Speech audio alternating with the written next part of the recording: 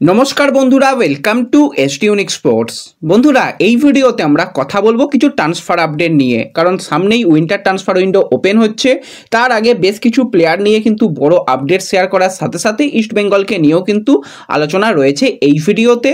তার আগে একটাই রিকোয়েস্ট, চ্যানেলে যারা প্রথমবারের জন্য এসেছো মনে করে চ্যানেলটাকে সাবস্ক্রাইব করে নাও, তাহলে তোমাদের প্রিয় দলের খেলার সমস্ত আপডেট তোমরা এখানে পেয়ে যাবে। তো প্রথমেই যদি একজন বিদেশি প্লেয়ারকে নিয়ে কথা বলি, তো 25 বছর বয়সী কানাডার সেন্টার ফরওয়ার্ড প্লেয়ার সান হুন্ডাল। তো এই প্লেয়ারকে যে মোহামেডান কথাবার্তা অনেক দূর এগিয়ে নিয়েছে এবং সিগনেচারও যে প্রায় হয়ে গেছে তোমাদের জানিয়েছিলাম। তো যেরকম আপডেট রয়েছে, অফিসিয়াল সিগনেচার কিন্তু কমপ্লিট হয়ে গেছে সানের সঙ্গে। এবার সানকে কিন্তু যত তাড়াতাড়ি সম্ভব কলকাতায় নিয়ে আসার ব্যবস্থা চলছে। তো যেরকমটা আপডেট বেরিয়ে আসছে, সান হুন্ডার কিন্তু মোটামুটি যে ভিসা সংক্রান্ত ব্যাপারে কাজ অনেকটাই এগিয়ে গেছে। এবার শুধুমাত্র তার কলকাতায় আসার পালা। তোমরা সকলেই জানো যে এখন মোটামুটি ছুটির মেজাজি রয়েছে, কিন্তু তাতেও মোহামেডানের খুব একটা ছুটির জায়গা নেই। তাদের সামনেই ম্যাচ রয়েছে, নর্থ ইস্ট ম্যাচ। তার আগেই কিন্তু তারা অনুশীলন আজ থেকেই করবে বলে শোনা যাচ্ছে, এবং পরবর্তী ম্যাচ যেটা 11 তারিখে হবে বেঙ্গালুরু এফসির সঙ্গে, সেই ম্যাচের আগে যাতে সান হুন্ডাকে নিয়ে আসা যায় সেই চেষ্টাই চলছে। কথাবার্তা তো যেহেতু হয়ে গেছে, অফিসিয়াল সিগনেচারের আপডেটও হয়তো কয়েকদিনের মধ্যেই তোমরা সোশ্যাল মিডিয়াতে দেখতে পাবে। আর তার যোগদানও খুব তাড়াতাড়ি হবে। রীতিমতন কিন্তু সে প্র্যাকটিসের মধ্যেই রয়েছে। তো মোটামুটি একটা ভালো স্ট্রাইকার, এবং লাস্ট ইয়ারটাও কিন্তু খুব একটা খারাপ যায়নি। এবার যেরকমভাবে মোহামেডান সমস্যায় পড়েছিল যে স্ট্রাইকাররা একদমই গোল করতে পারছে না, সেই জায়গায় হয়তো সান কিছুটা হলেও বেটার হতে পারে। এবার ইন্ডিয়ান কন্ডিশনে এসে মানিয়ে নেওয়াটা একটা চাপের ব্যাপার হবে। লাস্ট ইয়ার কিন্তু টোটাল 28 ম্যাচে 7টা গোল আর 3টে অ্যাসিস্ট ছিল সানের কাছ থেকে, আমরা দেখতে পেয়েছিলাম।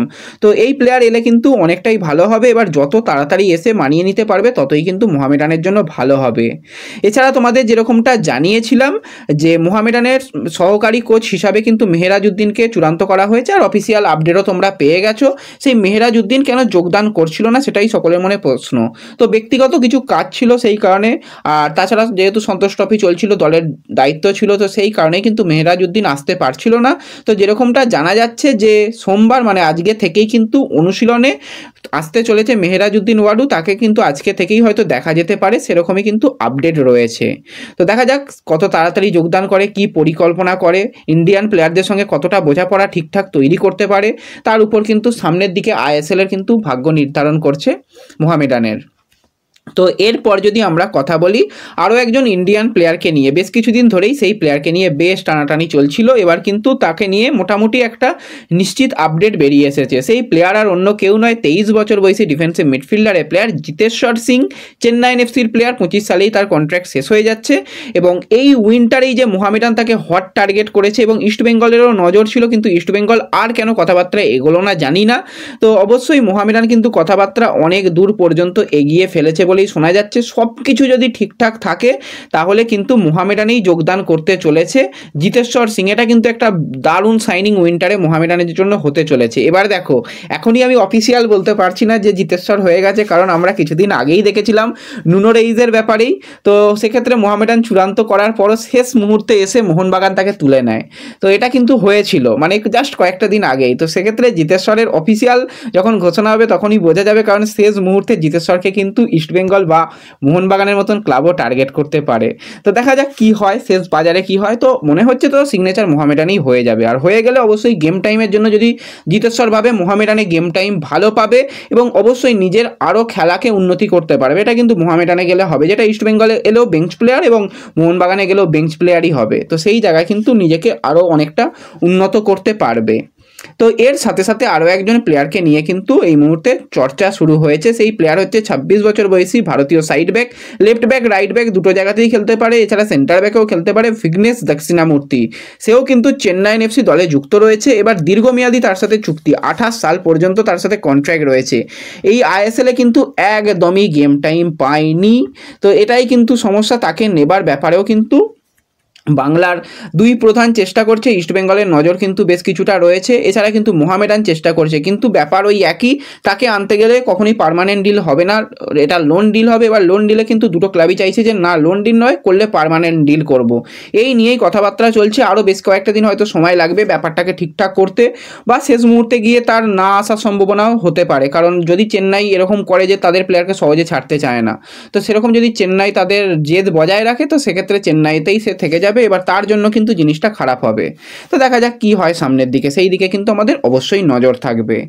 আর যেভাবে তোমাদের কালকে আপডেট দিয়েছিলাম যে কালকে বাংলা যেখানে ম্যাচ খেলেছিল সেখানে কিন্তু বেশ কিছু প্লেয়ারের পারফরমেন্স অস্কার বুজন মাঠে বসে দেখেছে এবং মাঠে তো দারুণ আমাদের বাংলার প্লেয়াররা খেলেছে, সেই দিকে কিন্তু অবশ্যই নজর রয়েছে। তার মধ্যে আমি তো বলবো রবি হাঁসদা প্লেয়ারটা দারুণ প্লেয়ার, তার দিকে কিন্তু নজর রয়েছে। সেটা মোহামেডানও কিন্তু নজর রাখছে, কারণ মোহামেডানেরও ইন্ডিয়ান স্ট্রাইকারের অভাব রয়েছে, সেই দিকেও কিন্তু রবি হাঁসদার দিকে নজর রয়েছে মোহামেডানেরও। এবং ইস্টবেঙ্গলের কিন্তু অবশ্যই উচিত রবি হাঁসদাকে যদি একটা নিয়ে আসা যায় খুবই ভালো হবে। আইএসএল এর যদি নাও হয়, যদি রিজার্ভ টিমের জন্য হয় সেটা কিন্তু ভালো হবে। তো দেখা যাক, রবি হাঁসদাকে নিয়ে কিন্তু একটা টানাটানি হবে, এটুকু বোঝা যাচ্ছে। তো এর সাথে সাথে যদি আমরা একটুখানি ইস্ট বেঙ্গলকে নিয়ে কথা বলি, তো ইস্ট বেঙ্গলের কিন্তু যেহেতু 28 তারিখে ম্যাচ ছিল সেইভাবে প্লেয়ারদের ছুটি দেওয়া যায়নি। তো অস্কার কিন্তু একটা ছোট্ট ছুটির ব্যবস্থা করেছে, যে কয়েকটা দিন ছুটির মধ্যে থেকে কিন্তু আবার প্লেয়ারদের জয়েন করতে বলা হয়েছে। 2 তারিখ থেকেই কিন্তু ইস্টবেঙ্গল পরবর্তী ম্যাচের অনুশীলন শুরু করে দেবে, সেই রকমভাবেই পরিকল্পনা রয়েছে। এবার সব কিছু ঠিকঠাক থাকলে কিন্তু 2 তারিখেই ক্যাপ্টেন সাউল ক্রেসপোও কিন্তু কলকাতায় চলে আসার কথা রয়েছে। সে এসে আবার হয়তো কিছু মেডিকেল টেস্ট হবে, তারপরই হয়তো বোঝা যাবে যে তারকে ঠিক কবে থেকে পাওয়া যাবে, ডার্বি ম্যাচে আদৌ পাওয়া যাবে কিনা সেই নিয়ে তো এখন একটা সংশয় রয়েছে। তো দেখা যাক, ক্যাপ্টেন ফিরুক, সে আশা করি অনেকটাই ভালো হয়ে অনেকটাই সুস্থ হয়ে কিন্তু সে ফিরছে, এটা কিন্তু একটা ভালো খবর হতে পারে নতুন বছরের জন্য, সেই দিকে আমাদের অবশ্যই নজর থাকবে। তো এই ভিডিওতে এই কয়েকটাই ছোট্ট আপডেট তোমাদের সঙ্গে শেয়ার করার ছিল। ভিডিও ভালো লাগলে লাইক শেয়ার করে দিও, চ্যানেলে প্রথমবারের জন্য এলে চ্যানেল সাবস্ক্রাইব করে নিও। তো দেখা হচ্ছে পরবর্তী ভিডিওতে, ধন্যবাদ।